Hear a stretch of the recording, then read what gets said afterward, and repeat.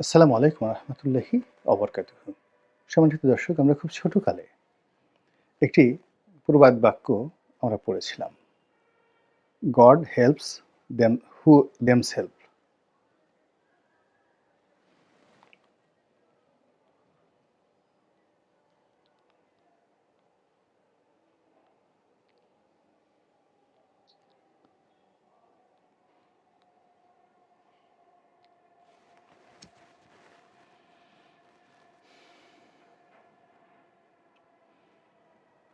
আসসালামু আলাইকুম রহমতুল্লাহি অবরকাতুহু। সম্মানিত দর্শক, আমরা শৈশবে একটি প্রবাদ বাক্য পড়তাম। মহান আল্লাহ রব্বুল আলামিন তাদেরকে সাহায্য করেন যারা নিজেদেরকে সাহায্য করেন। এই প্রবাদ বাক্যটি ইংরেজিতে। এখন এই যে নিজেকে সাহায্য করা বলতে মানুষের পরিশ্রম করা, অন্বেষণ করা কোনো কিছুর, এবং সে যে মানুষ, সেই মানুষের স্তর অনুযায়ী স্থানকাল পাত্র ভেদে তাকে নিজস্ব মর্যাদা নিয়ে চলতে ফিরতে হবে। কোনো অবস্থাতেই ৳২ মানুষ হয়ে ৳২,০০০ ভাবসাব দেখানো যাবে না। আবার ৳২,০০০ মানুষ প্রয়োজনের তাগিদে ৳২ মানুষে রূপান্তরিত হওয়া যাবে না। এখানে আরবিতে একটি শব্দ আছে, রিজ্জা, খৌফ এবং রিজ্জা। মানে আপনি কোনো অবস্থাতেই অহংকারী হতে পারবেন না, আবার অবদমিত হতে পারবেন না। নিজেকে একেবারে হীনমন্য ভাবতে পারবেন না। আর আপনি যখন আপনার এই মানবিক সত্তাকে হারিয়ে ফেলেন, অর্থাৎ খুব অহংকারী হয়ে পড়েন অথবা নিজেকে খুব ছোট মনে করেন, তখন আপনার জন্য সমস্ত রহমত এবং বরকতের দরজা বন্ধ হয়ে যায়। আমি অনেক মানুষকে দেখেছি ভিক্ষার জন্য খুব কান্নাকাটি করে। রাস্তাঘাটে আমি দাঁড়িয়ে, দাঁড়িয়ে অনেক সময় লক্ষ্য করেছি। ছং করে, ভং করে, তারপরে আপনাদেরকে দয়া হবে না, আমাকে ৳২ দেন। তো এরকম মানুষ, তারপরে যারা গাড়ির সামনে এসে দরজায় টোক্কা দেন, বেশিরভাগ ক্ষেত্রে মানুষ বিরক্ত হয় এবং এরা বেশি ভিক্ষা একটা পায় না। কিন্তু অনেক লোক দেখা যাচ্ছে যে শুধুমাত্র নীরবে বসে আছে, অন্ধ, অথবা এমনি বৃদ্ধ একজন মানুষ এক কর্নারে বসে আছে। তো সে কোনো শব্দ করছে না, কোরআন শরীফ পড়ছে না, আল্লাহ বিল্লাহ করছে না, প্রার্থনা নাই, কিছু নেই, সে চুপচাপ বসে আছে, এমন ক্ষেত্র বিশেষে হাতও পাচ্ছে না। তো অন্যান্য মানুষ যারা আছে তারা হয়তো, যারা ছং ভং করে, তাদেরকে ৳১ দিচ্ছে, ৳২ দিচ্ছে, ৳৫ দিচ্ছে। কিন্তু ওই যে একটা লোক, সে দেখা গেল যে হঠাৎ করে এমন এক লোকের দৃষ্টি আকর্ষণ করলো, সে ৳১০০ একটা নোট দিয়ে গেল বা ৳৫০০ একটা নোট দিয়ে গেল। এটা হলো রিজিক। এই রিজিক একজন ভিক্ষুকের ক্ষেত্রে আমি দেখেছি। একই ক্ষেত্রে ব্যবসা-বাণিজ্য, রাষ্ট্র ক্ষমতা, মন্ত্রী এমপি হওয়া, গত সেই ৮৬ সন থেকে 1986 থেকে সাংবাদিক হিসেবে, রাজনীতিবিদ হিসেবে, সমাজের একজন ব্যবসায়ী হিসেবে, ধনিক সম্প্রদায়ের একজন প্রতিনিধি হিসেবে এই সমাজকে তো দেখেছি। এই বাংলাদেশে এমন কোনো ধনী নেই আ যাদের সঙ্গে, খুব বড় পর্যায়ের ধনী, যাদের সঙ্গে এক টেবিলের বসা হয়নি। অথবা যাদের সঙ্গে বসা হয়নি তারা কেউ বলতে পারবে না যে মিস্টার রনি আমাদের চাইতে কোনো অংশে দরিদ্র আছেন। এমন কোনো রাজনীতিবিদ নেই। যখন আ সেই এরশাদ সাহেব রাষ্ট্রপতি ছিলেন, তখন থেকে একেবারে আজ অবধি রাষ্ট্রের সর্বোচ্চ পর্যায়ে, সরকারের সর্বোচ্চ পর্যায়ে প্রধানমন্ত্রী আর রাষ্ট্রের সর্বোচ্চ পর্যায়ে রাষ্ট্রপতি, তাদের সঙ্গে একান্ত বৈঠক করার, বন্ধুর মতো চলার, স্নেহ এবং ভালোবাসা পাওয়ার সুযোগ হয়েছে। তাদের উত্থান দেখেছি, তাদের পতন দেখেছি। কাজেই আমার এই যে ক্ষুদ্র জীবন, এই ক্ষুদ্র জীবনে যেটি সবার কাছে শুনেছি, যারা পেয়েছেন, তাদের বক্তব্য হলো যে কিভাবে যে পেলাম বলতে পারব না। মন্ত্রী হওয়ার পর, এমপি হওয়ার পর, রাষ্ট্রপতি হওয়ার পর সবারই প্রত্যাশা ছিল যে আ এ কি হলো? এটা তো আমি আশা করিনি। আবার যখন তাদের পতন হলো, তখন কিভাবে যে পতন হলো সেটি আ তারা নিজেরাও টের পাননি। এবং এগুলো কিভাবে ঘটে, জাস্ট একটা ছোট্ট উদাহরণ দেই। ইয়াজউদ্দিন সাহেবকে রাষ্ট্রপতি বানানো হবে। রাষ্ট্রপতি বানানো হবে, ইয়াজউদ্দিন সাহেব নেই, কিন্তু এই ঘটনার যে দ্বিতীয় ব্যক্তি তিনি জীবিত আছেন। তো যেহেতু তার সঙ্গে আমার এই বিষয়টি নিয়ে কখনো আমি আজকে বলবো এরকম অনুমতি নিইনি, এই জন্য তার নামটি আমি বললাম না, কিন্তু ঘটনা সত্য। তিনি বেগম খালেদা জিয়ার একজন ব্যক্তিগত কর্মকর্তা ছিলেন। তো তিনি সিদ্ধান্ত নিলেন, বেগম জিয়া সিদ্ধান্ত নিলেন যে তিনি ডক্টর ইয়াজউদ্দিন আহমেদকে রাষ্ট্রপতি বানাবেন। তো তিনি তার সেই বিশ্বস্ত লোককে বললেন যে যাও তাকে নিয়ে আসো গাড়িতে করে। তো ঢাকা বিশ্ববিদ্যালয় থেকে তাকে গাড়িতে করে সেই ভদ্রলোক নিয়ে আসছে। ইয়াজউদ্দিন সাহেব তখনও জানেন না যে তিনি দেশের রাষ্ট্রপতি হতে যাচ্ছেন। তো তখন এই যে টেলিফোন কোম্পানির মোবাইল সিমের মূল্য ছিল বেশি, সেটের দাম ছিল বেশি, মোর্শেদ খানের একচেটিয়া ব্যবসা ছিল। আর তখন এই টেলিফোন কোম্পানিগুলোকে চ্যালেঞ্জ দেওয়ার জন্য সরকারি প্রতিষ্ঠান সেই বাংলা লিংক বা ওই যে এরকম বাংলা লিংক, সম্ভবত বাংলা লিংক সরকারি প্রতিষ্ঠান, এরকম তারা মোবাইল টেলিফোন ছাড়বে কম দামে, সিমের দাম কম, কল রেট কম। তো কথাবার্তা হচ্ছিল এবং সবাই স্বপ্ন দেখছিল যে আগামী দিনে তারা বাংলা লিংকের একটা সিম যদি পায় তাহলে নিজেকে খুব সৌভাগ্যবান মনে করবে। তো ওই অবস্থাতে সেই যে ইয়াজউদ্দিন সাহেব তিনি সেই বেগম খালেদা জিয়ার প্রতিনিধি তাকে গাড়ির মধ্যে হাত চেপে ধরলেন। হাত চেপে ধরে তিনি বললেন যে ভাই, আপনার কাছে একটা অনুরোধ, বাংলা লিংক চালু হলে আমাকে কিন্তু দুটো সিম আপনাকে ব্যবস্থা করে দিতে হবে। তো সেই লোক নিজে নিজে চিন্তা করেন এবং তার পরবর্তী একজন ঘনিষ্ঠ বন্ধুকে তিনি বললেন যে হায় হায়, এও কি সম্ভব? এই লোক একটু পরে রাষ্ট্রপতি হবে আর সে আমার কাছে বাংলা লিংকের দুটো সিম চাচ্ছে। বঙ্গবন্ধুর জমানাতে এরকম একজন রাষ্ট্রপতি ছিলেন মোহাম্মদুল্লাহ। অনেক এরকম কাহিনীরা আছে। তো যাই হোক, সেদিকে না গিয়ে যেটি বলা যায় সেটি হলো, এখানে যা কিছুই ঘটে বিশেষ করে রাজনীতিতে এর বেশিরভাগই নিয়তির টানে মানুষ পড়ে যায়, প্রকৃতির খপ্পরে পড়ে যায় এবং আপনার জীবনে যা ঘটার তাই ঘটে। শেখ হাসিনা 1 মিনিট আগেও, হেলিকপ্টার ওঠার আগেও কল্পনা করতে পারেননি তিনি ক্ষমতা হারাচ্ছেন। আবার এখন তিনি বিশ্বাসই করতে পারছেন না তার ক্ষমতা নেই।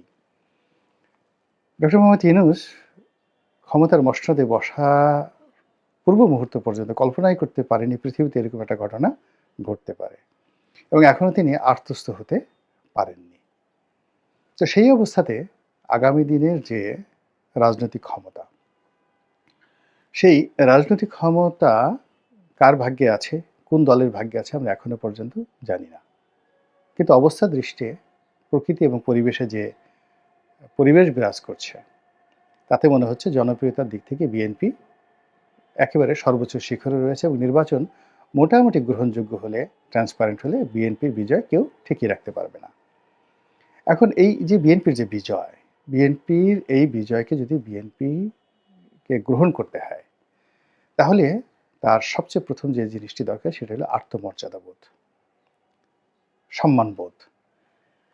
সে রাজা হবে কিন্তু তাকে যদি প্রজার মতো আচরণ করে, সে সেনাপতি হবে, প্রধানমন্ত্রী হবে, মন্ত্রী হবে, উজিরে আজম হবে, আমির হবে, ওমরা হবে, কিন্তু তারা যদি আচার আচরণ করে সমাজের বিভিন্ন শ্রেণী পেশার একেবারে নিম্ন শ্রেণীর মানুষের মতো, তাদের মন মানসিকতা হয়ে যায় রাস্তার পাশের সিগারেটের দোকান থেকে তাদের একটা সিগারেট খেতে হবে, চায়ের দোকান থেকে একটা চা বাকি খেতে হবে, এমপি হওয়ার জন্য বিভিন্ন নেতার পদলেহন করতে হবে, মন্ত্রী হওয়ার জন্য বিভিন্ন নেতার কাছে নিজের মাথা মস্তক বিসর্জন দিতে হবে, আর রাষ্ট্র ক্ষমতা আসার জন্য ডক্টর মোহাম্মদ ইউনূসের কাছে, তারপর তার উপদেষ্টা মণ্ডলীর কাছে একেবারে, বা ছাত্র সমন্বয়কদের নিকট আত্মসমর্পণ করতে হবে। আমি মনে করি এটা বিএনপির জন্য আত্মঘাতী এবং দুর্ভাগ্যজনক হলেও সত্যি যে বিএনপির কোনো নেতার মধ্যে এখন পর্যন্ত পরিপূর্ণভাবে প্রধানমন্ত্রী হবেন বা দল ক্ষমতায় আসবে এই ধরনের যে আত্মমর্যাদাবোধ, সিনা উঁচু করে কথা বলার যে শক্তি, এটি এখনো জাগ্রত হয় নাই। তবে সালাউদ্দিন সাহেবের যে কথাবার্তাগুলো আমার কাছে মনে হয় অনেক ডিপ্লোম্যাটিক এবং তার মধ্যে রাষ্ট্রনায়ক নায়কোচিত যে মনোভাব এটি তুলনামূলকভাবে বেশি। আর অন্যান্য যারা আছেন সত্যিকার অর্থে তারা বড় নেতা, বাট এই সময়টিতে সালাউদ্দিন সাহেবের মতো তারা কিন্তু কথা বলতে পারছেন না। এটাই হলো বাস্তবতা। এই কথাগুলো বললাম এই কারণে যে অতি সম্প্রতি আমরা দেখলাম যে খুব দ্রুত বিএনপি অনেকগুলো সিদ্ধান্ত পরিবর্তন করছে এবং তারা ডক্টর মোহাম্মদ ইউনূসের সঙ্গে বার্গেনিং করতে পারছে না। তারা আমেরিকার সঙ্গেও সমঝোতা করতে পারছে না। ভারতের সঙ্গে তাদের কোনো সমঝোতা এখন পর্যন্ত হয়নি। ভারত আগে যেভাবে তাদেরকে নাকে বসিয়ে দিয়ে সেই 2014 সন থেকে ঘোরাচ্ছে, আমেরিকাও কিন্তু 2014 সনে ঘোরাচ্ছে। যদি 2014 সনে নিজস্ব সিদ্ধান্তে বিএনপি আন্দোলন স্থগিত করে নির্বাচনে আসতো, 99.99% সিউরিটি ছিল বিএনপি ক্ষমতায় আসতো এবং আওয়ামী লীগের অধীনে নির্বাচনে বিএনপি ক্ষমতায় আসতো। এর কারণ হলো তখনও পর্যন্ত শেখ হাসিনা 2014 সন পর্যন্ত প্রশাসনের উপরে এখন তার যে আধিপত্য, মানে আজকে 2025 সন জানুয়ারি মাসের এর অর্ধেকও তখন ছিল না।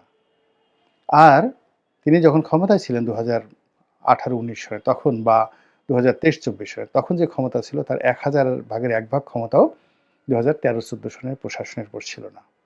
আমি নিজে দেখেছি তিনি সর্বোচ্চ চেষ্টা করেছেন শামীম ওসমানকে জিতিয়ে আনার জন্য, সর্বোচ্চ চেষ্টা করেছেন মেয়র মহিউদ্দিনকে জিতানোর জন্য, এবং সর্বোচ্চ চেষ্টা করেছেন গাজীপুরে মান্নান সাহেবকে পরাজিত করে আজমতুল্লাহ সাহেবকে বিজয়ী করার জন্য।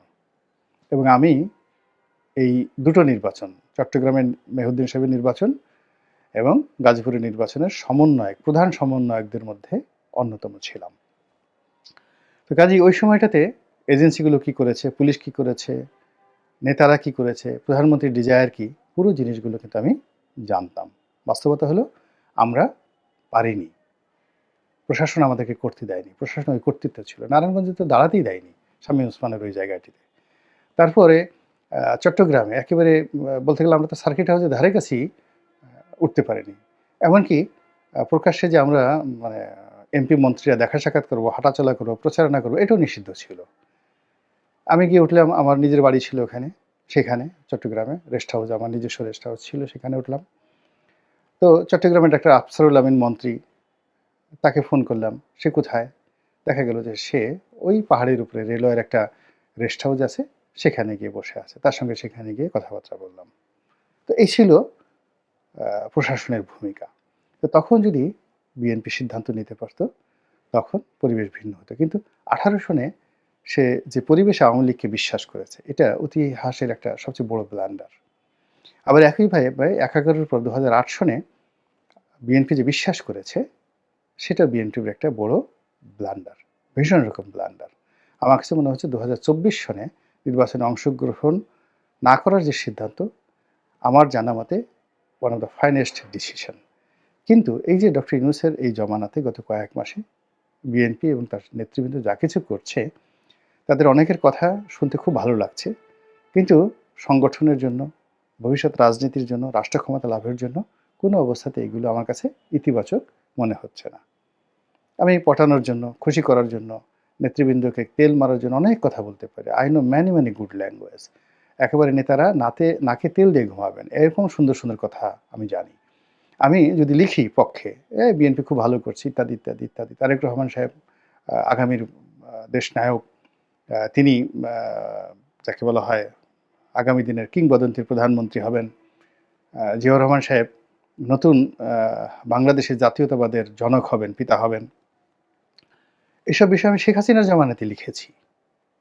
শেখ হাসিনা যখন প্রধানমন্ত্রী তখন আমি এ সকল কথা লিখেছি পত্রিকাতে, নয়া দিগন্ততে লিখেছি যে বঙ্গবন্ধু বাংলাদেশ নামক যে বাঙালি নামক যে জাতি, এই জাতির সত্তার যদি পিতা হন, আগামীতে বিএনপি ক্ষমতায় আসলে সে বাংলাদেশ নামক যে রাষ্ট্র, এই রাষ্ট্র এবং বাংলাদেশি যে জাতীয়তাবাদ, এই জাতীয়তাবাদের পিতা, ফাদার অব দ্য ন্যাশনালিটি বা ন্যাশনাল আইডেন্টিটি, এটির পিতা হবেন জিয়াউর রহমান এবং এটি তারেক রহমান ক্লেম করবেন। চিন্তা করতে পারেন এই ধরনের ডেঞ্জারাস কথা শেখ হাসিনা যখন ক্ষমতায়, তখন আমি লিখেছি নয়া দিগন্তের পত্রিকাতে, যাকে বলা হয় সম্পাদকীয়তে। তো কাজেই আমি বিএনপির যখন এগুলো দরকার ছিল তখন বলেছি। আর এখন বিএনপিকে যে জিনিসগুলো দরকার সেই কথাগুলো কিন্তু এখন বলছি। আবার এখন অনেক কথা প্রকারান্তে আওয়ামী লীগের পক্ষে চলে যাচ্ছে এবং এটি রাষ্ট্রের স্থিতির জন্য এটি দরকার। আবার কিছু, কিছু কথা বিএনপি মনে করছে তাদের বিপক্ষে চলে যাচ্ছে। বিএনপি এখন ক্ষমতার খুশ মেজাজে আছে, যাওয়ার খুশ মেজাজে আছে। ফলে তারা যেকোনো আ নেতিবাচক বিষয় যদি যত বেশি গ্রহণ করতে পারবে তত তারা ভালো করবে। যাকে নিয়ে আমার যদি স্বার্থ থাকতো বা আমার যদি ওই ধরনের কোনো লোভ লালসা থাকতো আওয়ামী লীগের জমানাতে, বিএনপির জমানাতে আ বা ইউনূস সাহেবের জমানাতে, ইউনূস সাহেবের সঙ্গে আমার বরং ফ্যান্টাস্টিক। এই যে এখন যারা আ উপদেষ্টা হয়েছেন তাদের অনেকের চাইতে আমার সম্পর্ক খুব ভালো ছিল। এখনো খারাপ আছে আমি বলব না। খুব ভালো সম্পর্ক ছিল। কিন্তু আমি ১ম দিন থেকে কিন্তু সমালোচনা করছি। এটা ইউনূস সাহেবকে করছি, ইউনূস সাহেবের সিআরকে করছি। তো সেই দিক থেকে আমার কাছে মনে হচ্ছে যে এখন বিএনপি যে কাজকর্মগুলো করছেন, সেই কাজকর্মে তাদের আত্মমর্যাদা তারা রক্ষা করছেন না। তারা যখনই ডক্টর মোহাম্মদ ইউনূস ডাকছেন, সেখানে যাওয়ার জন্য তাদের কোনো শর্ত নেই। তাদের কোনো প্রস্তুতি নেই। তারা সেখানে যাবেন, কিভাবে বসবেন, মিটিংয়ে কারা, কারা উপস্থিত থাকবেন, কী প্রোটোকল হবে, তাদের সম্মান কিভাবে রক্ষা হবে, এই জিনিসগুলো আ তিনি তারা রক্ষা করতে পারছে না। যেমন ধরুন একেবারে সর্বশেষ যে আ বৈঠকটি হলো, যদি যাকে বলা হয় ওই মতানৈক্য কমিশন, রাজনৈতিক মতানৈক্য কমিশনের রাজনৈতিক মতৈক্য কমিশন, এটার নামও মনে নাই কি ঘোলার ডিম নাম-ঠাম দিয়েছে। তো এই কমিশনের যে বৈঠকটি হলো, সেই বৈঠকে যাদেরকে দাওয়াত করা হয়েছে, তো কাউকে আমি ছোট করব না। বিএনপির অনেক বড়, বড় নেতারা সেখানে গিয়েছেন আসলে ওই অনুষ্ঠানের বাইরে সাধারণত তাদের সঙ্গে তারা এক টেবিলে বসেন না। ওই অনুষ্ঠানে বিএনপি যদি প্রতিনিধি পাঠাতেন, ছাত্রদলের একজন প্রতিনিধি যেত, যুব দলের একজন প্রতিনিধি যেত, মহিলা দলের একজন প্রতিনিধি যেত এবং আ বিএনপির মূল দলের একজন প্রতিনিধি যেত এবং বিএনপির যিনি মূল দলের প্রতিনিধি তিনি কার্যনির্বাহী কমিটির একজন সদস্য। যেমন আমার গলাচিপাতে যিনি আছেন হাসান মামুন, বিএনপির কেন্দ্রীয় কার্যনির্বাহী কমিটির একজন সদস্য। তো তাকে যদি দেওয়া হতো, তিনি যদি বিএনপির প্রতিনিধিত্ব করতে যেতেন, তাহলে ওখানে ঢালাওভাবে সবাইকে যেভাবে দাওয়াত দেওয়া হয়েছে, তাতে বিএনপির মান-সম্মান রক্ষা করা হতো। কিন্তু সেটা না করে বিএনপির সর্বোচ্চ নেতৃবৃন্দ গিয়ে ওখানে যাওয়া হয়েছে। আপনি যত বড় সুগন্ধি হন না কেন, আপনি যদি আপনার লেভেল মেইনটেইন করতে না পারেন, আপনার সুগন্ধ চলে যাবে। দুর্গন্ধ আপনার গায়ে লাগবে। আপনি যত উঁচু হন না কেন, আপনি একদম একটা বাট্টু বা বামুন প্রকৃতির কোনো একজন প্রাণী বা মানুষের সঙ্গে আপনি গলাগলি ধরে হাঁটতে যান, আপনাকে নিচু হতে হবে। এখন বিএনপি যে বর্তমান পরিস্থিতিতে তার উচ্চতা এবং তার অবস্থানটা বুঝতে হবে। তিনি তার এই বৈঠক ওখানে কেন করতে হবে? তিনি তো এই বৈঠক বলতে পারেন যে, এই বৈঠক জামাতের অফিসে হবে। এই বৈঠক গোলটেবিলে হবে, এই বৈঠক বিএনপির অফিসে হবে। আসুন, কাম টু আওয়ার অফিস। কেন বারবার ওখানে গিয়ে যেতে হবে?